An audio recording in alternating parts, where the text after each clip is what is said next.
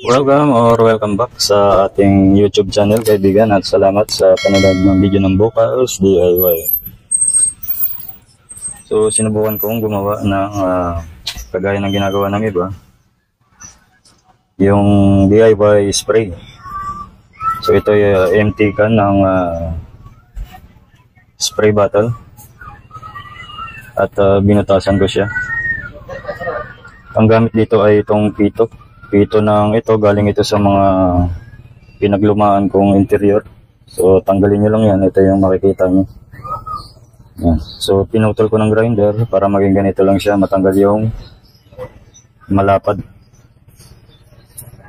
Tapos, using drill. Nag-drill ako rito ng kasinlaki nito. So, yung drill bit na kasinlaki nito at para may pasok ko dito.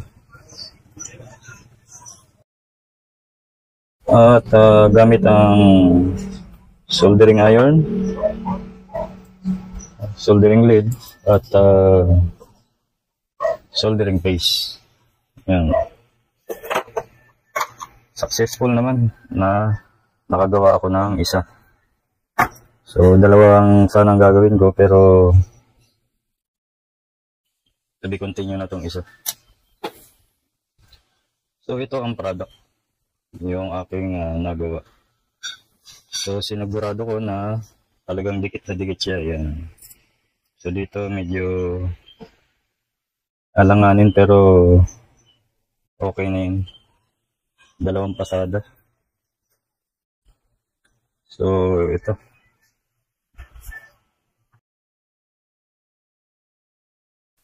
So, lagay muna natin yung pito.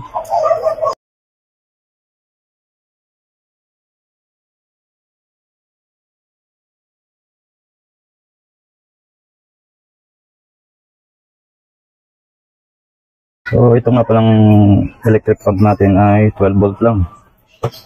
Kaya, connect ko siya dito sa ating power supply na 12 volt. So, naka-power on na siya. I-on na natin yung pump.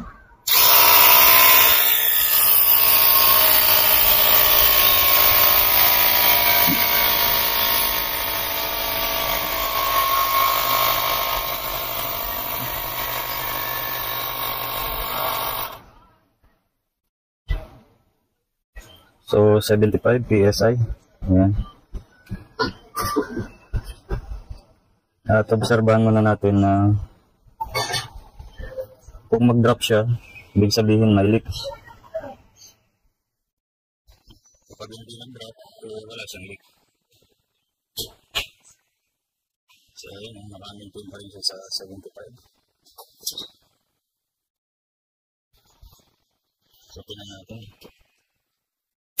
Yun. So, dito naman tayo sa bubble leak. Tingnan natin kung may leak na.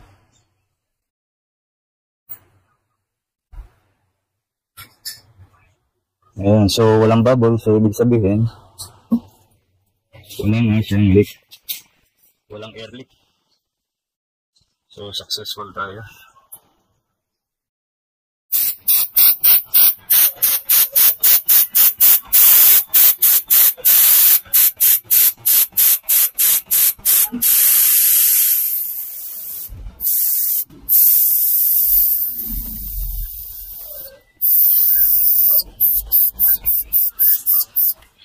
Okay. So, walang air leak. So, subukan naman natin na lagyan ng So, kung wari, ito ay gagamitin nyo sa refillable na spray paint. So, subukan natin. Lagyan natin ng karga. So, example lang muna natin yung tubig.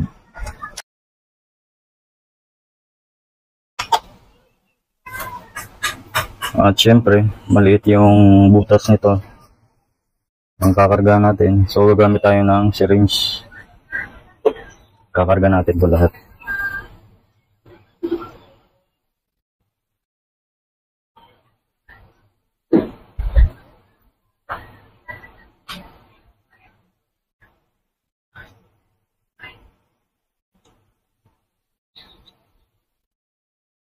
Ang alam ko, ano to eh, 10 ml.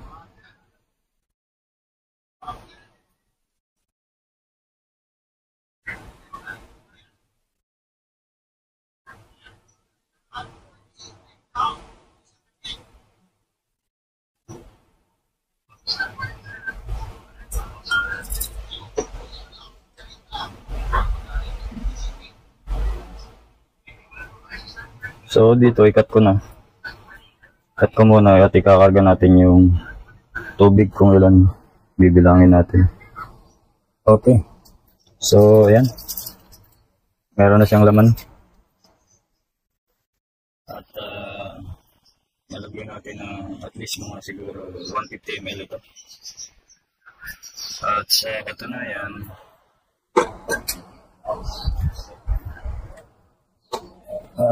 mesi-mesi ako rito ng tubig. Mahirap magpasok ng ano tawag dito, kung ano man yung inyong purpose dito, mahirap magpasok ng liquid sa loob dahil ang butas ng ating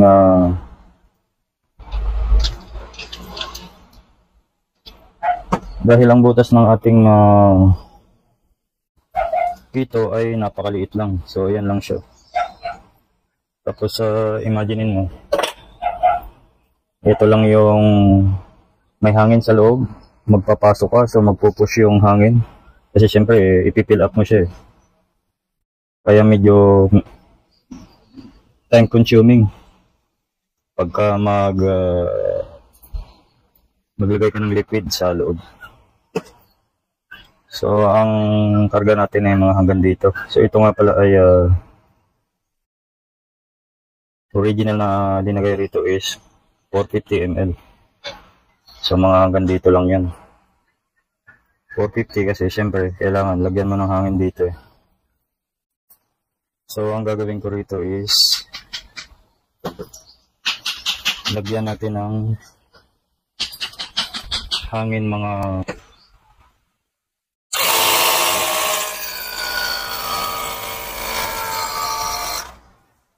ayan, 50 PSI.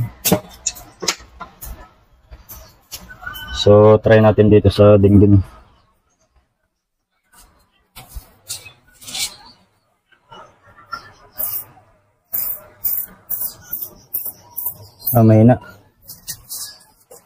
Mahina kapag 50 PSI lang. So doble natin. Gawin natin 100 PSI. Sana nga hindi sumabog ano. Pero ano natin yan, malaman natin.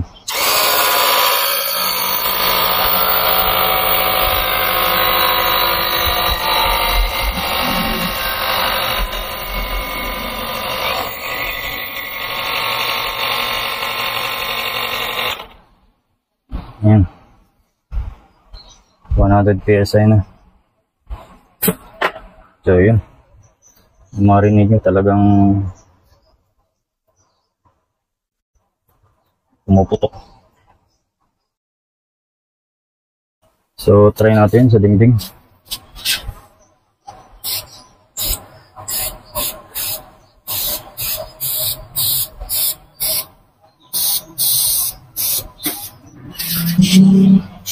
Yan na.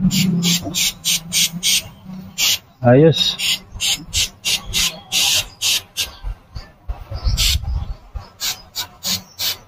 Okay oh.